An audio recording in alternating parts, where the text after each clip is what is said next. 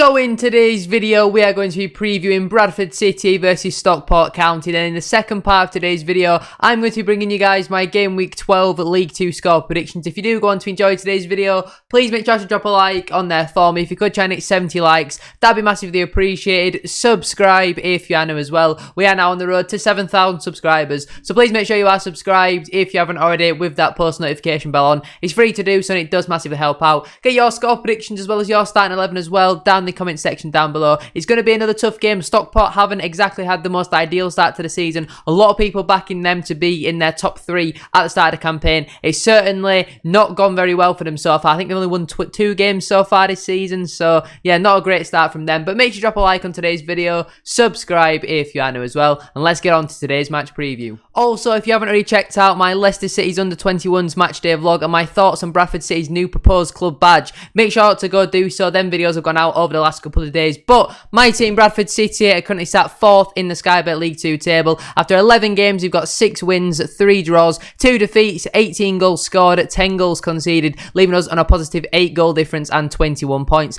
Our last couple of games then have been a win, a draw, a win, and a win. Them last couple of games then being, obviously, we had that 2-2 draw with Leicester City's under-21s on Tuesday, losing 4-2 on penalties. Into the league, though, our last few matches then have been a 2-1 away win against Harrogate Town, a 2-2 draw at home to AFC Wimbledon, a 3-0 win at home to Stevenage, a 2-1 win away at Tranmere Rovers, a 2-1 win at home to Walsall, and just before that we had a 3-1 win at home to Sheffield Wednesday in the first Papa John's Trophy group stage match. That then compared to Stockport County, though, they're currently sat 19th in the Sky Bet League 2 table. After 11 games, they've only got 2 wins, 3 draws, 6 defeats, 12 goals scored, which isn't the worst in the world, but they've also conceded 16, so that leaves them on a minus 4 goal difference and 9 points. The last couple of games then have been a draw, a loss, a draw, a loss, and a win. Them last couple of games then being a 1-1 draw at home to Walsall, a 2-1 defeat away to Northampton Town. They actually got a red card in that game. Akil Wright got sent off in the 94th minute. Now, I don't know how long that suspension was for, but if it's any more than 1 game, he will be banned for this match. They also had a 2-1 defeat at home to Wolves under-21s in the Papa John's Trophy,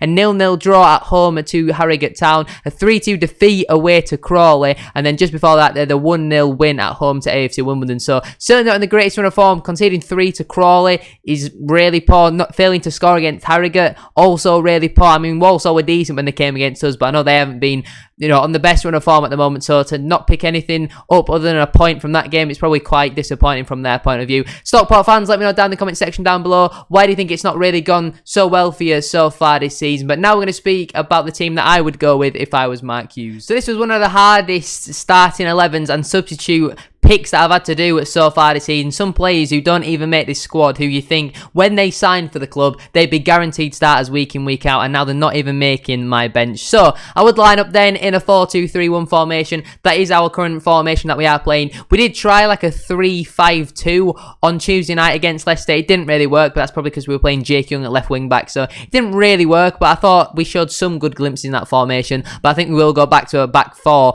in this game. In goal, obviously Harry Lewis. I think he's been outstanding so far this season. Kept us in that game against Harrogate. Made some good saves on Tuesday night as well when he needed to.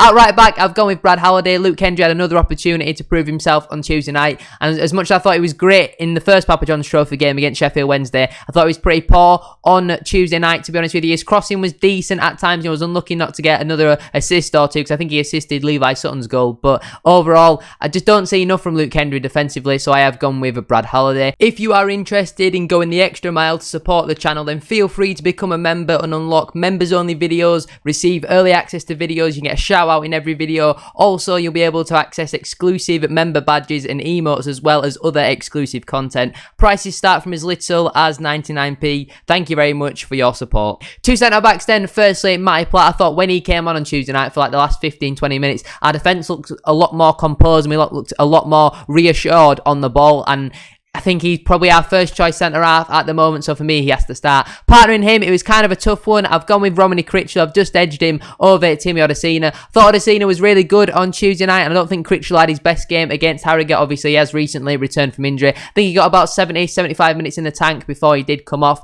And while I do really like Critchlow, I think Odesina really he's getting closer and closer to getting back into the side. I think Critchlow not been the greatest over the last couple of games, but I've gone with him because I think Odesina sometimes in the league looks a little bit nervous and a little bit shaky, whereas in the Papa John's I think he looks really good. So maybe it's because he's so young, he's still getting used to playing in front of 17, 18,000 every single week, whereas Critchlow has a bit more experience of that with his loan spells with Swindon and Plymouth. I know it's not quite on the scale of Bradford City, but they get crowds of around 8 to 12,000. So I've gone with Critchlow. At left back, I've gone with Matty Folds. I don't believe Liam Ridehalgh is back from his injury yet, but even if he was, I think Matty Folds has to play. I think he's just been outstanding. He was my man of the match against Harrogate Town. I think he really is making that left back position his own at the moment, so that is my back four. Two central midfielders then. Firstly, obviously, Richie Smallwood. I thought it was one of his better performances so far this season against Harrogate Town. I was really impressed with what I saw from him. And partnering him, I've gone with Alex Gilliard. Again, I thought he had a decent game against Harrogate as well. He did get substituted because he was on a yellow card. Then he made 2 more fouls. I think if he made another foul, he probably would have been sent off. So glad to see Hughes recognise that and did bring him off when he needed to. But when them two are fit, I think they are going to be our 2 starting central midfielders this season. Although Ryan East really did impress me on Tuesday night against Leicester City's under-21s. I was really impressed with Ryan East. So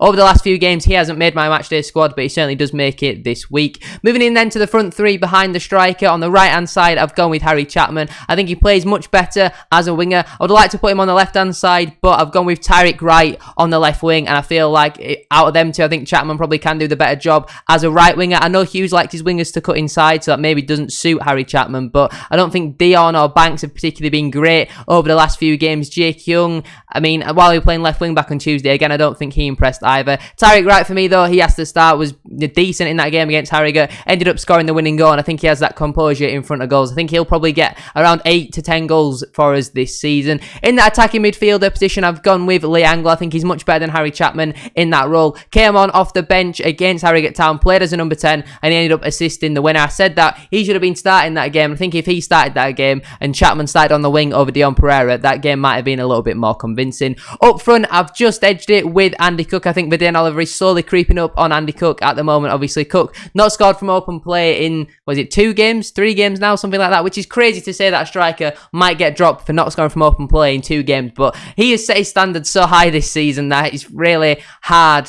to look over something like that. But I think Andy Cook has to start for me. I know Vidane Oliver's scored a couple goals recently, obviously scored again on Tuesday night, a beautiful header, but I think Andy Cook at the moment still slightly ahead of him for me. But if Cook maybe has another game where he doesn't score and Vidane maybe comes on and scores, then maybe in that game away to Salford, potentially bringing Oliver. But with the form Cook's been on so far this season, I think he has made himself pretty much undroppable. On the bench then for me, that'd leave Colin Doyle, Jan Songo, Ryan East, Scott Banks, Jake Young, Kian Harra and Vidane Oliver. I've just edged Kian Harra over someone like a Dion Pereira. Dion isn't making my matchday squad. From what I've seen so far from him when he's returned in a Bradford City shirt, I don't know what's happened to him, but he does not look like the same player whatsoever. He's slow on the ball, a little bit sluggish, can't seem to quite find that pass. He's got a beautiful penalty on Tuesday night, but apart from that, I can't really see he's done too much in a Bradford City shirt since returning. So that means the players who miss out then in full are Heath Richardson, Joe O'Shaughnessy, Luke Hendry, Timmy Odesina, Liam Ridehalgh, Levi Sutton, Emmanuel Sidibe, Jamie Walker, Dion Pereira and Abo Issa, who should hopefully be back for selection for that game next week against Salford City. So maybe he goes on the bench in the next few games. Now let's get into my game week 12 League 2 score prediction. Starting out then with Barrow AFC versus Mansfield Town. I'm going to go with a 2-2 draw in that game.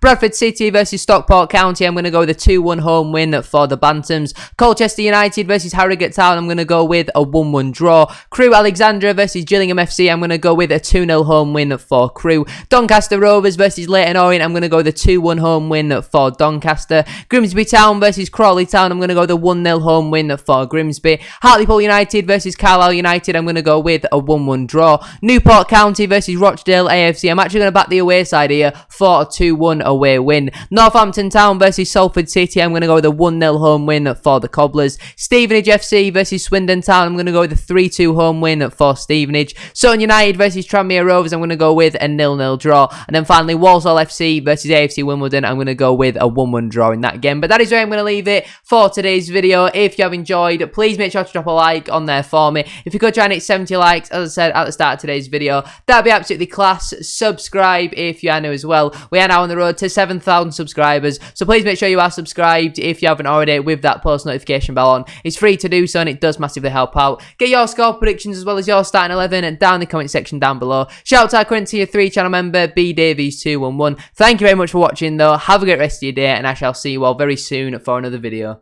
Peace.